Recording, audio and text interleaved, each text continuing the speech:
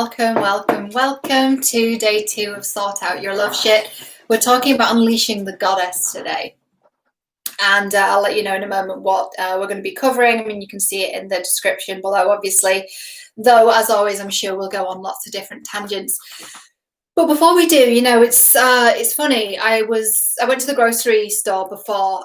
Went up to Morrison's. That's been the bulk of my day. We're locked down, so there's not a lot else to do, to be honest. But I went and got some groceries, and you know, I got back and I'm like, I'm feeling really, really tired. And here I am, meant to be teaching on goddess energy, and I'm feeling like kind of, oh, I'm not feeling very goddessy. I'm not feeling very radiant. And actually, you know, that's perfect.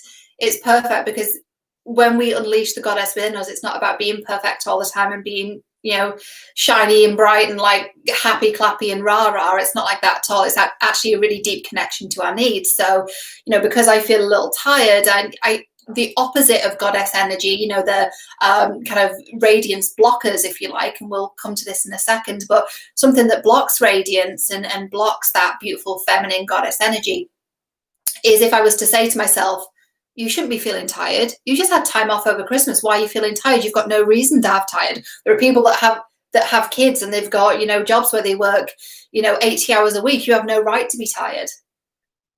But I am. Right? And berating myself and trying to feel what I feel isn't going to help anyone. So I'm going to have an early night tonight, going to sleep well. I'm going to spend tomorrow at least till lunch making some food because I bought lots of food today, so I'm going to do some meal prep and just, you know, cook some really delicious healthy meals. And you know, I'm fortunate to be able to do that and work from home, of course, grateful for that. But that's an example of what that looks like in practice. Instead of saying what's wrong with me, I'm asking myself the question, well, what do I need? What's going to really nourish me? So that was a really long intro, but it felt like a relevant and an honest one. So I'll let you know what we're going to cover today. So obviously yesterday we did a lot of the heavy lifting, or as I like to call it, emotional excavation. So if you were fortunate enough to be in a position where you bought a plot of land and you were building a house, this often happens as I'm driving to swim. I swim in Lake Windermere, which is the longest lake in the UK, and I'm very blessed to have it within a 30-minute drive of where I live, and I will be hopefully moving, fingers crossed, pray for me, hope to be moving to Windermere so I'm even closer to the lake, and that would be a real blessing. Every time I drive there, I see all these houses as I'm driving. They're on my left side, on facing the lake, and there's lots of people that have bought plots of land and are renovating and building their own houses. So when you do that, I haven't done this, but I expect when you build a house, when you buy a plot of land, you do this excavation, right? You don't just start building right away. You look at the land and you establish where you can build on. And when there's earth that needs moving, you do that, you do the excavation, and then once the land is ready, you've got solid land to build on, and then you can build the house, right? Too many people, just to extend the metaphor, in the context of dating, too many people are picking out throw cushions instead of digging through the dirt. So the throw cushions analogy would be, he's got to be tall with blonde hair and have a degree in business and wear a blue suit and whatever else, right? Some of the things I used to think were important. And it's not that you can't have that, but like there are other things at play, right? So picking out all those details of the partner you want to be with and not looking at, well, actually, I have some gaping open emotional wounds from childhood. That's the equivalent of building a house on top of land that you haven't excavated, right? So we did the emotional excavation yesterday, the real heavy lifting and the deep work. So now we know that, now we've covered, you know, where your patterns are from and healing some of those childhood wounds, or certainly doing as much as we could in one video. Obviously, I cover this in my courses too. Now that we've done that, we get to do more fun things today, which is to explore how to become that really like gorgeous, radiant goddess in her feminine energy who attracts people and places and situations that really honor her and people who adore her, and just feeling really good in herself and in her heart, in her body, in her place in the world, and all of that. So we're going to get into 3 things today, and as always, lots of other things will come through, and I'm happy to answer your questions, by the way, so feel welcome to ask me anything about this topic or about anything in dating or relationships, or exploring your relationship with yourself. So we're going to get into how to embody feminine energy and still feel like yourself. So sometimes we think that to be in our feminine, we've got to become someone that we're not. Like, you know, I'm someone that wants to get it done. I've got a lot of fire in my chart. I've got a lot of Aries. I've got a lot of Leo, right? So I'm not going to be like flying around, floating around in a field of flowers or something. Like, I still want to get shit done. So how do I do that and still be in my feminine? How do you do that and be in the world and still get things done and operate in a way that you need to in your career or your business, but still really be embodying your feminine energy? So we'll talk about that. We'll talk about radiance boosters and radiance blockers. These are my own terms I created yesterday when I wrote these notes. So we'll talk about the physical, emotional, and spiritual boosters and blockers of radiance. And we'll also talk about the energetics of the goddess. And I wonder if I should talk about too the difference between feminine energy and goddess energy, because they're a little different.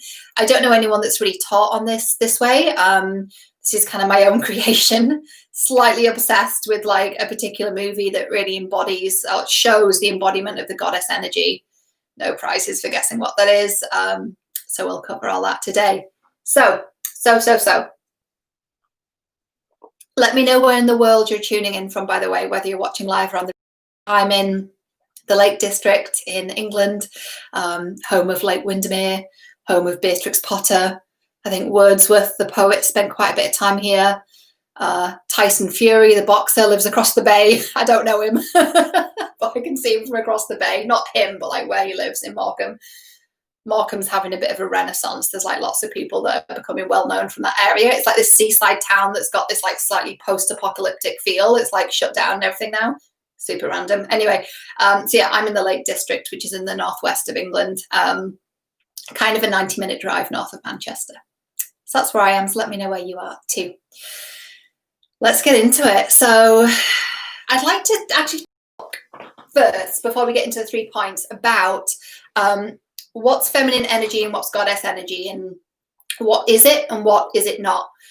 So when we start learning about this, I felt really confused. I don't even know what you mean. Like, what is feminine energy? What's masculine energy? I don't even know what that means. And I understand it on a level now where it's almost difficult to explain, because I feel like I understand it so deeply and I embody it so deeply that it's almost hard to find words, because you're describing something that's energetic and not like, it's not black and white, right? So I didn't used to understand what it means. And I think sometimes when we hear people talking about it, people get it really wrong, and they talk a lot of bullshit about it, and it doesn't do us any favors. It sounds like this like woo-woo intangible thing. Like, there was one teacher, I don't mean to like badmouth anyone, I want to be respectful, but he was he had someone in his group, she was like, how do I embody feminine energy? He was like, oh, just put on makeup and wear a pretty dress. And I'm like, what fresh hell is this? This is not helpful. And I can see why he said it, you know. Sorry, I'm just feeling real heat in my throat. I don't have the Rona, but I don't know why that is. What is it? Is there something I'm trying to say that I'm not saying? I don't know. I'm feeling the heat in my throat. That is very much connected to the goddess, right? Like being connected to our body and feeling like, oh, a chakra is burning. Like, why is that chakra burning? I think because I just want to say what I want to say. So there was a teacher and a coach who's since basically ripped off my work, which really pissed me off. Trying to teach on relationships in the way that I do, and I'm like, it's not your soul's work, no business teaching on this. But he was teaching one of his group members to, you know, just put on makeup and a pretty dress. And I'm like, I understand why he said it. I understand why he said it, because often people who embody this energy will be wearing like a nice dress and will, you know, be nicely made up. But he got the cause and effect wrong. He thought wearing a certain thing will cause you to be in feminine energy. It's the other way around. So once you embody that energy, then you can make choices of, how do I want to adorn my body? How do I want to dress my body? What do I want to adorn it with? So I'm not wearing it right now. Let me just go get it. I forgot my ring.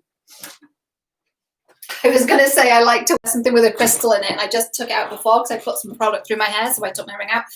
So I have like I feel like a YouTuber now. I have a citrine ring. I have a little bracelet that says I am loved, and that's just really meaningful to me.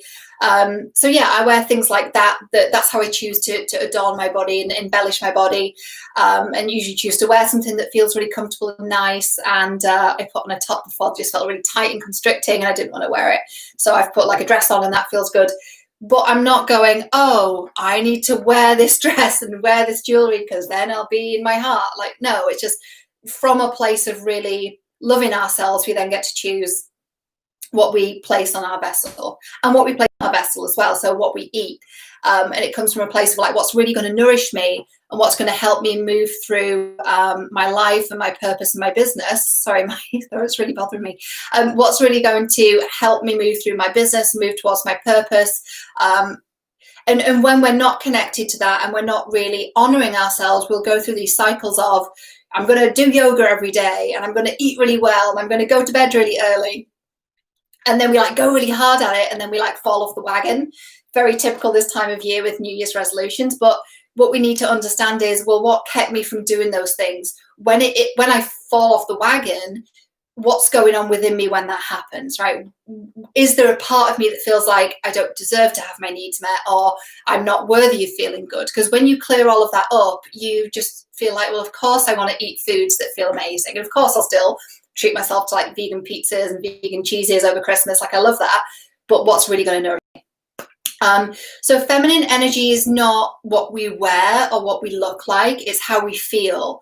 And goddess energy, I feel like, is feminine energy amplified. And the embodiment of this, you're going to think I'm super cheesy, probably. Maybe I am a little bit. But the embodiment we see quite clearly of the goddess energy as a physical embodiment is the Wonder Woman films. Both the 2017 version and also the one that just came out that I got to see before we got locked down. That woman, that actress, I'm slightly obsessed with her, but she just embodies that energy. Like if someone says, what is goddess energy? Gal Gadot, Wonder Woman is goddess energy.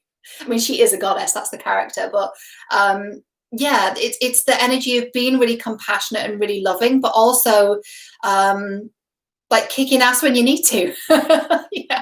You wouldn't cross her. Like she can flip over a tank. You know what I mean? Like she will come for you.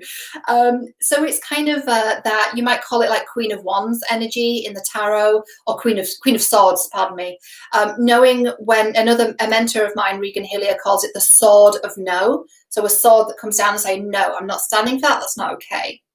So that is about the embodiment of the goddess. It's not always sitting here and be like, oh, love and light and like rainbows and butterflies. Sometimes the goddess says, no, I'm not letting you do that to the animals. I'm not letting you do that to the earth. This is not okay. I'm not letting you do this to the people, right? I'm fired up. I'm pissed about this and we're going to do something about it.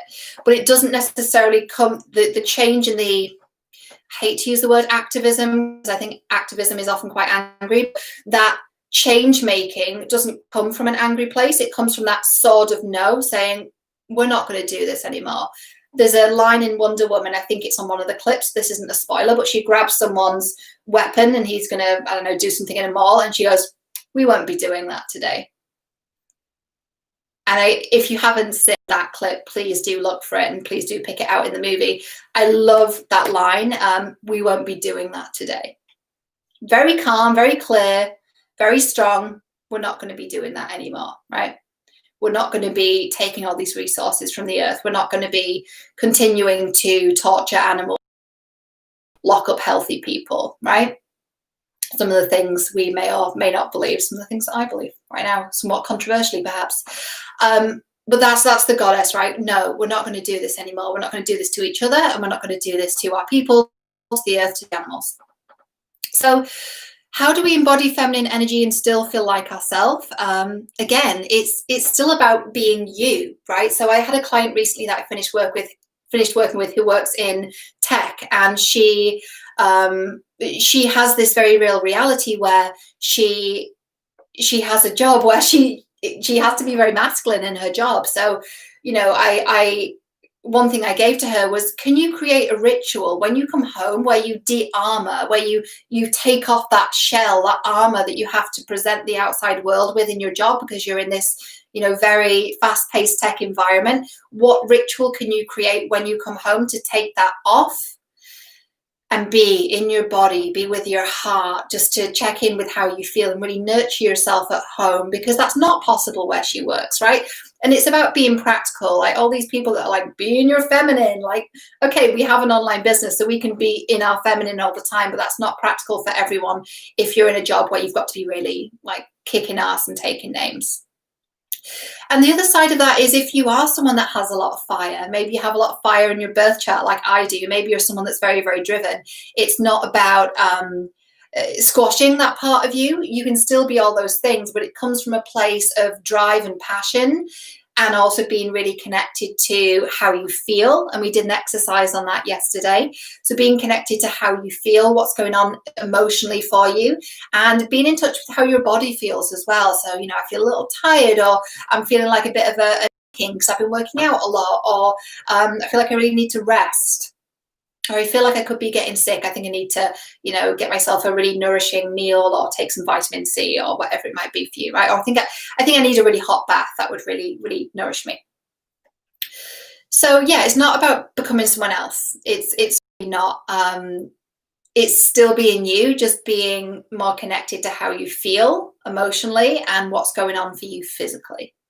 And it's about being less in your head and more in your heart and your body. So how am I feeling? And how's my body feeling? Are questions that you can ask.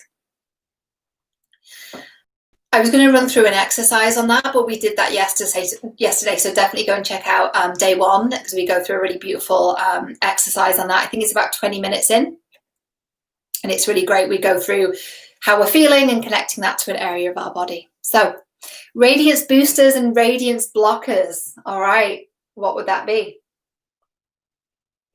So things that can block your radiance. There might be different people who, when you're feeling really lit up and really radiant, when you're around them, you notice they treat you differently, or they don't respond to you quite as much, or you can tell they don't like it, or they're kind of disapproving or judging that. You can feel something from them that's not welcoming and not supportive. I remember being at a retreat, an event in America a couple of years back in the days when we could travel, and I was sitting next to a lady who became a really well-known psychic, and there was a business partner that was there at the time, and I'd really had a hard time with this business partner for many different reasons. And my friend at the time, she just said very plainly, she said, she blocks goddess energy. And then we just continued like talking like it was normal, but it was such an accurate assessment. There are certain people that block goddess energy because they're very masculine and very like, let's get this shit done and let's 10x my fucking shit, and the type of adverts you see on YouTube where they shout at you. Do you want to create a business where you're, stop shouting at me? You don't need to shout at me for me to buy your stuff and click the link. Like, please don't shout at me in an advert. Or that one where that woman shouts at you saying stop posting on social media. You know that woman? Just, I shudder every time. Like, this is not a good strategy. I don't like that. I don't like being sold to in that way. So that blocks radiance. It blocks goddess energy because it's people who are very attached to anger or fear or pushing and controlling and forcing. Yeah, that's not good. That's not our vibe. My hair's just done something funny, but that's all right. Radiance boosters. So what boosts your radiance? So that's something that you can journal on. In fact, how about these questions? You can journal on, what does radiance mean to me? What does radiance mean to me? When do I feel my most radiant? When do I feel my most radiant? And what prevents me from feeling radiant? Or what drains my radiance? Perhaps that's a better way to phrase it. What drains my radiance? Yeah. So I know for me, what drains my radiance is feeling tired. I yeah, I feel best when I feel really well rested and that I've slept well and I feel really taken care of. So my radiance is definitely drained by not sleeping well. So it's important to understand that. Food is a massive component as well. Like what we put in our bodies can really impact how radiant we are. And also, I mentioned this yesterday, but radiance is a connection to the soul. It's the light of your soul shining through. It's your lights. It's the part of you that's infinite. So how can you connect with your soul? Perhaps that's another journaling prompt. How can I connect with my soul? What makes me feel connected to my soul? How would I describe my soul? What is the soul? What is the soul? So for me, the soul is that infinite part of us that exists when our physical body is no longer here. It's the part of us that's had many, many lives and many experiences. And it's the part of us that is infinite and lives forever. So you could almost say that be your legacy, right? The things you leave behind when you're no longer here. That's really the spirit, but never mind about semantics. So yeah, what boosts your radiance and what blocks your radiance? Physical, emotional, and spiritual. Is there anything I want to say about that? Physical movement. Let's talk about movement, moving your body. So when you're in this energy of unleashing the goddess within you, there's certainly a physical component to it. The women that I know that embody this move their body in a certain way.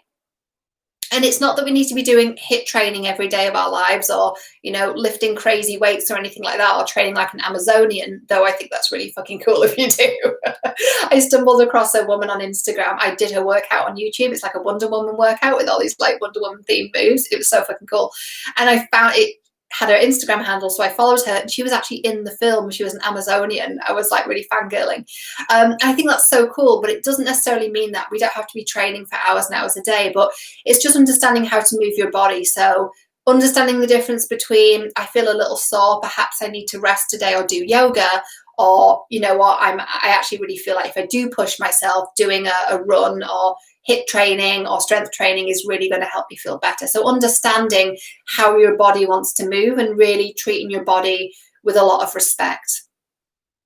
And that doesn't mean you have to be perfect in working out every day or, you know, drinking green juice every moment of your life, but really feeding your body in the way that suits you. So I'm vegan, I eat plant-based. That might not work for you, and that's perfectly okay. You need to tune into what works for you in terms of nutrition and movement and sleep.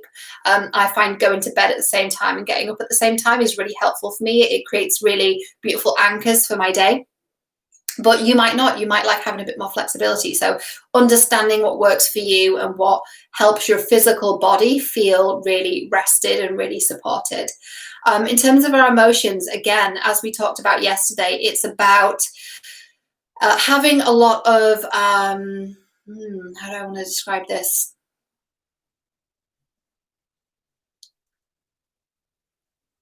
So really understanding our emotions deeply and really understanding what we're feeling and where that feeling came from.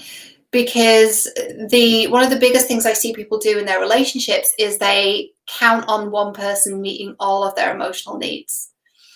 And when that doesn't happen, they feel resentful. So we're responsible for our emotions and our needs. And it doesn't mean that we don't ask for things from people and ask for support and ask for, you know, certain things that are meaningful to us. But it does mean if we've got emotions coming up, it is our responsibility to be able to work through that. So part of unleashing the goddess is also about connecting to the mother within you. You can connect to the great mother, right? The earth. How can you connect to the earth? That's another great thing to journal on. So write down that as a journaling prompt, please. How can I connect to the earth? And that's going to be different for everyone depending on where you are in the world and what's available to you locally. I'm very, very fortunate, blessed, privileged, grateful to be in a national park, and it's, you know, where I'm from originally. I used to live in Canada, and that was beautiful too. So it depends where you are in the world. If you're in a city or yeah, you might not have green space near you, but how can you connect to the earth? Maybe you have plants on your balcony, maybe you have flowers inside your apartment. But how can you connect more to Mother Earth? Because that's connecting to the Great Mother, and that's that will very much help you to nurture yourself.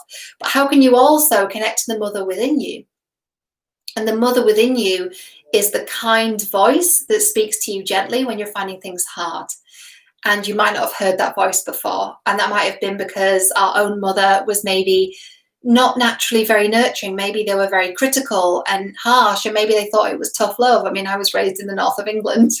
You feel ill? What's wrong with you? Get yourself to school. Like coughing up a lung and like vomiting, you know. Nothing out wrong with you. Get yourself to school. And, you know, I admire that resilience. I appreciate that resilience that it gave me, but you know, I didn't want to be coddled, but certainly, you know, not always nurtured. So how can we nurture ourselves when we feel tired or we're finding something hard? How can we just speak to ourselves kindly, like we would speak to a child, like we would speak to a 6-year-old who was upset? You wouldn't say, come on, get your fucking shit together. You'd be like, oh, what is it? What can I help you with? What do you need? I'm sorry that you're finding this hard. I'm so sorry that you're feeling sad. It's okay to feel sad. What will help you to feel better, right? So we can say that to ourselves. And I know as I say that out loud, it might sound a little funny and a little uncomfortable, but just try talking to yourself in that way, not necessarily out loud unless you're on your own, but just say that to yourself. And if you're a bit skeptical, then what I'd invite you to do is, you know, the way that you have been speaking to yourself, if it is really harsh, has it been working for you? You know, how has that been working? Maybe try something different. Maybe try speaking to yourself a little more gently and a little more kindly. And when you're finding something hard, or you feel afraid, or you feel, you know, sad, just try talking to yourself in that way. Okay, what do I need? This is really hard, right? What can I give myself? What's going to really help me feel better? We talked about that a lot yesterday in terms of nurturing versus numbing. There's also a module on that in Infinite Love, which is really powerful. I'll talk about my courses towards the end, maybe. But yeah, being able to understand the difference between numbing out an emotion, like, you know, watching 5 hours of Netflix, versus sitting with the emotion and really understanding, you know, this doesn't feel good. I just posted on the Instagram machine earlier, and I posted about this experience I had with coaches kind of stealing my work and what went on within me, and how I moved myself through that process of understanding what was going on. Like, there was anger coming up, there was quite a lot of rage actually, and sadness too, and feeling really invisible. So I was able to work through that and understanding what was really going on within me, right? Rather than reacting and getting into online drama, which was a past pattern, I was able to really work through that and understand what was going on. So we're still on radiance boosters and blockers. And the final part of that was spiritual. So spiritually, what boosts or blocks your radiance? Well, funnily enough, I think some spiritual circles do block radiance because they're acting like you need to be perfect all the time. You know, you need to be high vibe all the time, and that's just not true. Or you need to be radiant all the time. It's just about being connected to how you feel. So what boosts your radiance spiritually? I underwent a program called the Intuitive Goddess last year by Regan Hillier. I'll drop the link down below. I am an affiliate. I'm very proud to be an affiliate for the program. It's a very, very sacred program, and one that really changed my life. And I wouldn't say that about any old course, but it was really beautiful. I really have so much love and respect for Regan. She's gorgeous, radiant, beautiful, so genuine, and the real deal. So I'll put the details down below. There's a free activation that's about an hour long. I first did that not last summer, the summer before, about 18 months ago, and she channels some very, very special guides. Yeah, so I really recommend that. She helps you to receive coding of the goddess. So what is coding? Coding is energy. Coding is information. It can come through in music and sound. It comes through in sound healing, comes through in gongs, or sometimes certain sounds. You know, people do sound healing and they kind of sing or make these sounds. It comes through with light language, which Regan does in the activation. It's really gorgeous. And I believe that coding comes through in film and TV as well. I think the Wonder Woman movies are chock-a-block full of coded information that connects us back to that goddess within. I really think like that whole cast, like the directors, the actors, were channeling the goddesses and the ancients for that movie. It could make me cry thinking about it. It was on TV actually. just about a week ago, and I watched it and I bawled my eyes out. I always do. And I think that's how you know you're really receiving coding, because you feel it. You feel it. So let me know how you feel after doing the activation. And again, I'll pop it down below. If you feel something, if it makes you emotional, if you feel something in your body, if you feel like a sensation of, like, I don't know, spinning or lightness or lightheadedness, or there's a sensation either emotionally or physically when you're receiving real codes. So yeah, the goddess codes are something that is encoded into speech and sound and light language and crystals and anything else that you're led to that you feel brings you closer to that really powerful form of feminine energy. So the last point is the energetics of the goddess. I'll dig into that. In the meantime, do you guys have any questions for me? I know there's been a few of you on live, so let me know if you have any questions. I've talked a lot, so I'm just going to take a little sip of my tea, and feel welcome to drop any questions in the comments if you would like. And I'll just tune into the energetics of the goddess. I feel like I've covered that already. I feel like we've talked about what that is, and I feel a little self-conscious talking about this. I don't know that I've taught on this in quite this way before, and energy can be such a difficult thing to describe because it's intangible. We're going to have some Canada vibes here, some Canada coding. It's a difficult thing to describe, but you know when someone embodies it because they're absolutely radiant and absolutely beautiful, and you're magnetized to them. And it might be difficult to think of an example of that because we don't come across that very often, because we've been blocked from it. We've been blocked from our power. We've been blocked from our connection to the earth, to the animals, to our bodies, to each other, right? We're walking around and we can barely see each other's faces. And I think we're more disconnected than ever before. I believe that's changing. I trust that's changing. But power and control and influence has been in the hands of the wrong people for a long time now.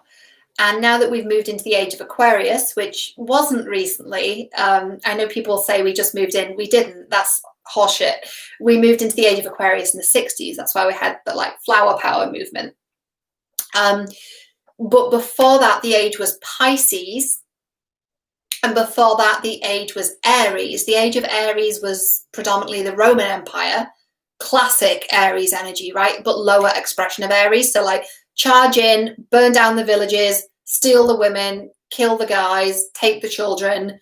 Your village is ours now. We've conquered you. Well, you haven't conquered anyone. You've just stolen someone else's land, right? And there's a lot I could say about stealing land and the indigenous people and what's happened in Canada and America and probably in England too, certainly in Australia, where people's land have been stolen from them. So a lot of that happened in the age of Aries. Then we went to the age of Pisces. I think it was Pisces. I've actually got an astrology book that my laptop is on top of right now, so I could get this out.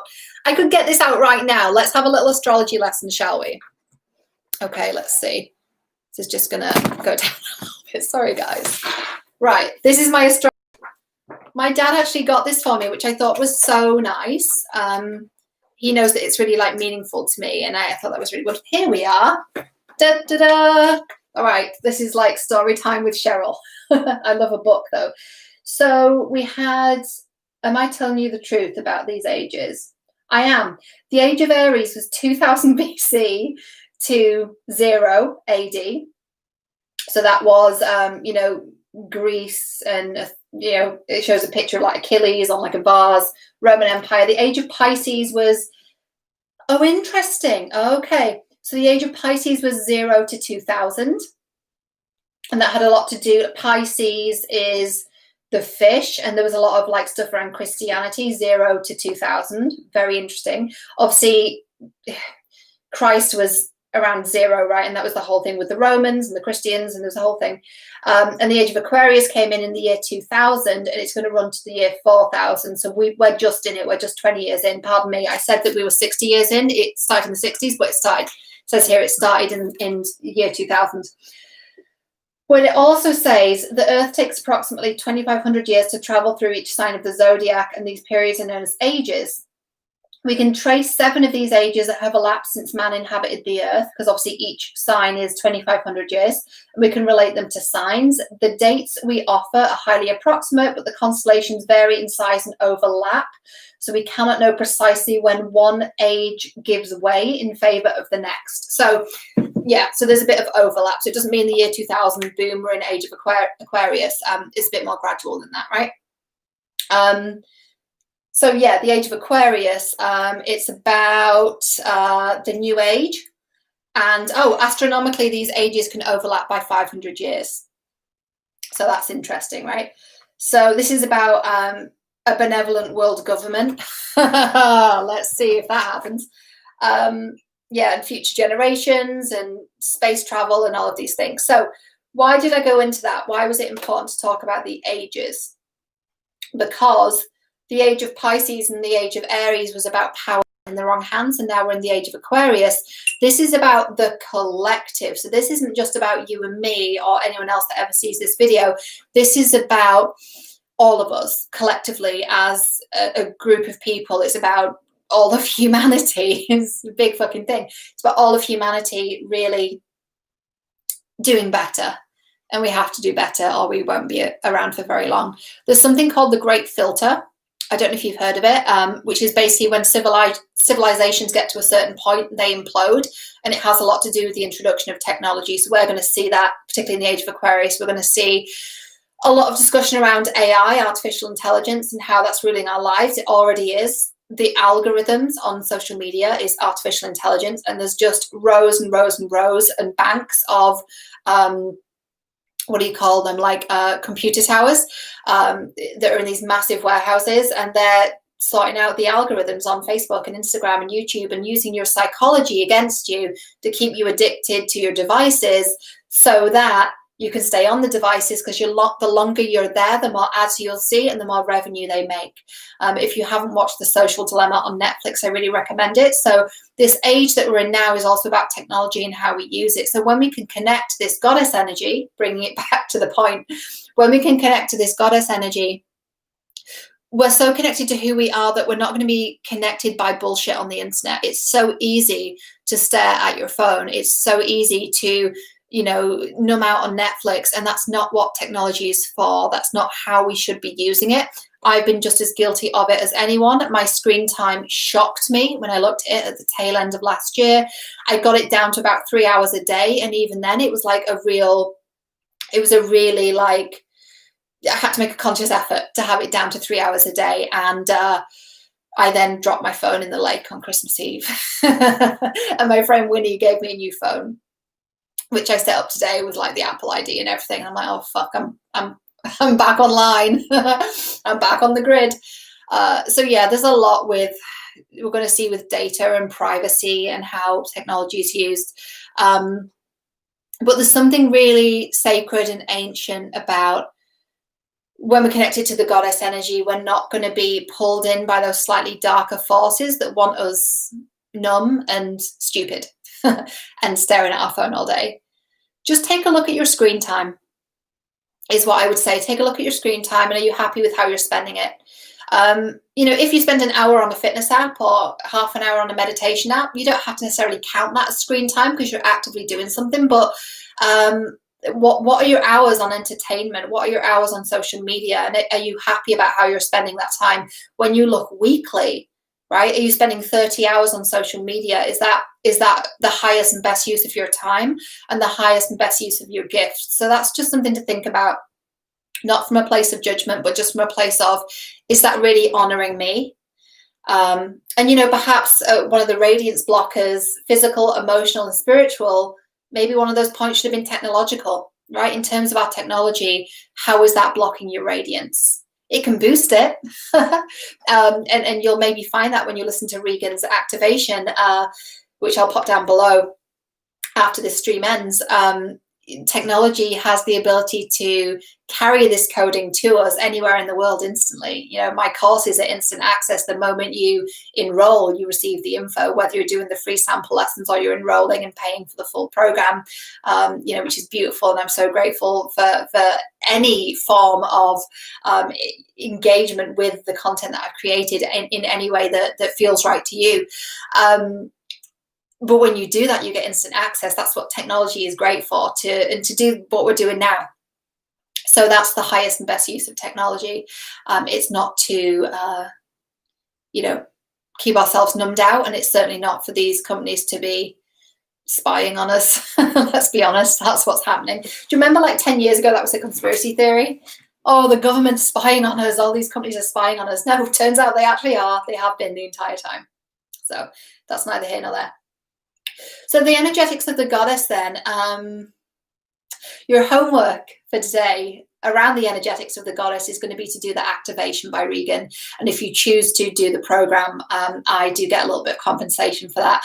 And I'd be super honored to have you do her program, because she's just such a wonderful teacher on this. And maybe I'll teach more on the goddess, but she has a way of being able to actually channel this coding so you can feel it in your field.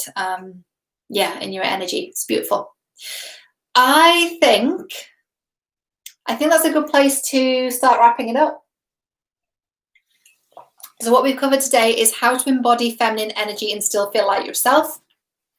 We've talked about radiance boosters and radiance blockers in terms of the physical, emotional, and spiritual, and in terms of our technology as well. We had a bonus lesson talking about the old astrology and the different ages that we're moving into and how that impacts the goddess energy, and how power hasn't been in the right hands, and how, this is a side note and a tangent but an important one, by us being in this energy, by really connecting to this goddess within us, which, by the way, it's your higher self. Spoiler. The goddess, it's not the people you see in your card deck, your goddess card deck, though there are some fabulous ones out there and I've used them and I think they're fabulous. But the goddesses are not just these like ascended masters. The goddess is you. The goddess is your soul, the part of you that's like 4,000 years old, that's been through the age of Pisces and Taurus and beyond and further back, right? That's the part of you that's been around for a long time, and it's your higher self. That's what the goddess is. It's your higher self.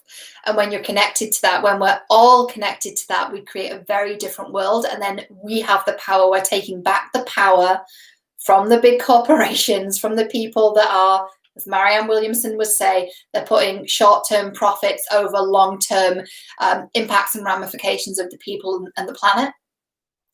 So we're taking back the power, and then that changes the dynamics that we're currently living in. And we also talked about the energetics of the goddess, and your homework is to listen to the activation in the comments. I really hope that will help you to feel what it's like to receive this energy, because it's kind of difficult to describe it in human words. I wish I could speak like light language. I cannot. I can channel, and I do that in something called the transmission. And the transmission is available as one of my courses, and maybe I'll put that in the comments as well. And the transmission is something that I can give to you from the galactics, I suppose it is. I feel very self-conscious saying this because I haven't really taught it this way before, but I can channel messages from some of the beings up there, and what they say is pretty consistent with, you know, us taking back our power. That's really what our work is. Yeah.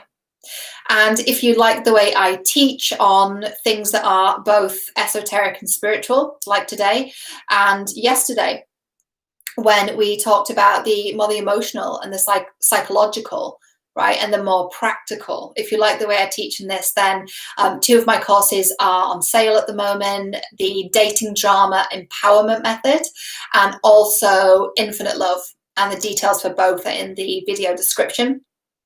And they are both 21% off until January 7th. So 21% with the code 2021, 21%, 2021. And yeah, ends on January 7th. So it's available for the first week of this year. was going to tell you something else. It feels really important to end on. Unleashing the goddess is also really embracing your shadow.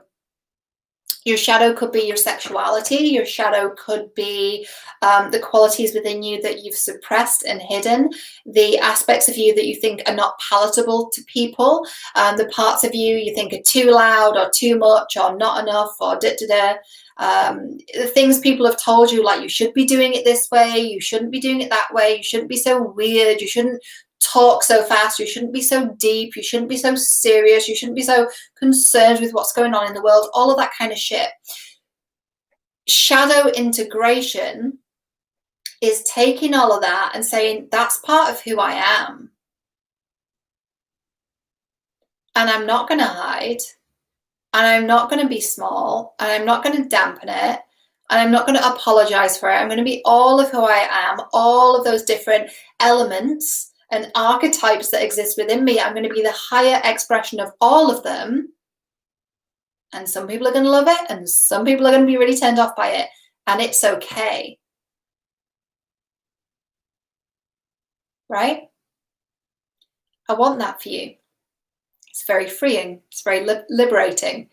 And it's not that you love when people are critical or people on social media have an opinion that's not very complimentary. never my favorite moment when that happens, I'm going to be honest. So it's not like I don't give a fuck what people say about me. Like, you still might, like, you're still a person, you still feel. But even though that happens, it just becomes this little speck. It doesn't throw you off course. It doesn't back up a belief where you feel like it's not safe to be who you are, right? So beliefs are like, the way I was taught about it years ago is that beliefs are like a table. So the belief, so let's say the belief is, say you have a belief, it's not safe to be myself. So you've got the belief is the tabletop, and the legs are evidence. So every time you get that opinion that is critical, or you feel judged, or you feel shamed by someone, that gives the belief stronger legs. But when you start to take that away and go, that's not true, or that comes from that person's limiting beliefs, or actually I'm not going to put my energy behind that, and you take those things away, the belief collapses. And then you create a new belief, which is, it's safe to be who I am. And then you start building the legs of that table to prop up that belief. So the beliefs might be, the evidence might be, the people around me love me and support me. I feel really seen and really recognized by my roommate, who really, really supports me. I have a great community online, and they really love my quirks. I know within me that it's important that I am who I am, because it's going to help other people to do the same. And we start building up all this evidence to support that belief of it's safe to be who I am. And then from there, you can build different beliefs of, not only is it safe to be who I am, it's essential that I be who I am. Who I am is perfect for my mission, for what I'm here to do in the world. It's essential for me to be all of who I am all the time, right? So that's just a little point about beliefs. And beliefs is something I touch on in Infinite Love, not so much in the Dating Drama Empowerment Method, but I do expect I'll be teaching on it more and more, because what we believe is what we experience. And I know you've probably heard this a million different times in a million different ways from so many different teachers, but we have limitless different options available to us, different realities available to us. So which one do you want to play into? Do you want to play into the one where it's not safe to be a woman? Or you want to play into the one where being in your goddess energy opens up doors and has people rushing to you to support you and to help you and to love on you and to adore you and to compliment you and really honor you and respect you? Both are equally true. Which one do you want to be true? Which one do you want to give legs to, right? Which one do you want to build a concrete belief around? And neither one is wrong, but you have that choice and you have that power, right? So again, if you like the way I teach, some of my courses might be for you. The details are down below. And one more thing I need to let you know about the courses is we also have monthly Zoom calls. So it's kind of like this, only we're on Zoom, and it's obviously private, and you get some time with me to be coached by me. Each month we have a different topic that I teach on, and I give you journaling prompts, kind of like we did today, and we journal on them together, and then we share what came up in the journaling, like what we learned about ourselves. So the last one was on about the last call that we did in December, it was about relationship intentions for 2021. And so I had the ladies on the call create a list of the qualities they wanted in a partner and how they would know when they met them, and a bunch of other questions too. And we shared about it and I coached them on it, and it was really, really beautiful. So you do have access to those calls. I don't want my courses to be something where you just enroll and then like it, you know, gathers dust in your inbox or whatever. Yeah, it's really important that you're able to then get support and really receive results, which you will if you do the work, but sometimes we forget, right? It's like when you buy a book and it sits on your shelf for 6 months. I'm guilty of that a lot of the time. But you do have the calls and access to me in that way. And in January, we're going to have 2 calls as well. That just feels like it'll really support everyone and give everyone a boost. Though I do think New Year's resolutions are bullshit. I do know that this time of year is often when people are looking to make change. So, you know, it is what it is. Okay, thank you so much for being here and watching, whether this is soon after it's broadcast, whether you've been on live or whether you watch this in a couple of years' time. I really hope this reaches your heart and your soul and has helped you and served you and helped maybe see things in a different way, or I'll helped you to receive something new. Yeah, I really hope it does. If you want to find out more about me, I'm mostly on Instagram and Twitter and sometimes YouTube here. My handles there are at Cheryl J. Muir, and my website is cherylmuir.com. And the details are in the comments of the courses that I talked about. And I hope to do more of these. I hope to do more live streams. I find them really fun. I get really excited and I feel like heat coming through like my face and my body when I talk, because I get really excited and I love that, and I hope it's helpful. And if it is, I will continue doing more of these. So yeah, look out for more of these, and thank you for being here, and I'll see you next time. Bye for now. Sending you so much love.